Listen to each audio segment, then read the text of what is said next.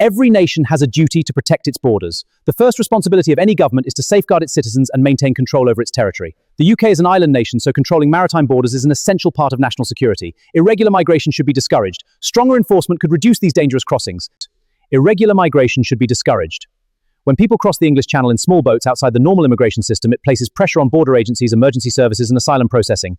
Supporters argue that stronger enforcement could reduce these dangerous crossings. Irregular migration should be discouraged. When people cross the English Channel in small boats outside the normal immigration system, it places pressure on border agencies, emergency services, and asylum processing. Supporters argue that stronger enforcement could reduce these dangerous crossings. Preventing dangerous journeys saves lives. The English Channel is one of the busiest shipping lanes in the world. Small boats are vulnerable to rough weather, overcrowding, and accidents. If internet policies discourage or may risk crossings. If interception pulled across, it's fewer people in accidents. If supporters argue with the Rees wings, fewer people may miss territorial lives. The Royal Navy already protects UK waters. Supporters argue that using naval assets to strengthen border security is an extension of the UK's existing responsibility to defend its territorial waters. Step 5. Strong borders may deter people smuggling gangs. Criminal organisations profit from transporting migrants across the Channel. If crossing becomes much more difficult, supporters believe smugglers would lose customers and their business model would weaken. Public confidence in immigration policy matters. Many voters believe immigration should occur through legal routes rather than irregular crossings. Supporters argue that demonstrating effective border control can increase public trust in the immigration system.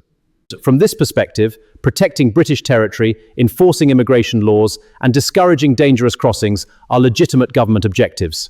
Supporters see Operation Fortress as a proposal aimed at achieving those goals. I understand the objectives, but several practical and legal challenges would need to be addressed before such a policy could be implemented. 1. International law and asylum obligations, including the 1951 Refugees and Agreements, including lien to immigration and other prime claims considered rather than being returned immediately. International maritime law places obligations on ships to preserve life at sea. Any interception policy would need to ensure that migrants are not placed in greater danger and that rescue obligations continue to be met. Returning intercepted boats is not something the UK can do unilaterally. France or Belgium would generally need to agree to receive those individuals. Without formal agreements, enforcement could be extremely difficult. Operational challenges. Military and security analysts have questioned whether the Royal Navy has sufficient ships, personnel, and legal authority to sustain a large-scale operation focused on migration while continuing its existing defence commitments. Humanitarian concerns. Critics argue that stricter enforcement may not eliminate migration pressures. People fleeing war, persecution, or instability may continue attempting dangerous journeys unless broader international solutions and legal migration pathways are available. Operation Fortress is not an official UK government operation. It is a political proposal announced by Reform UK on 3 August 2026. Whether any future government could implement it would depend on legislation, funding, international agreements, and compliance with domestic and international law. Conclusion. Protecting national borders is a legitimate aim of any state.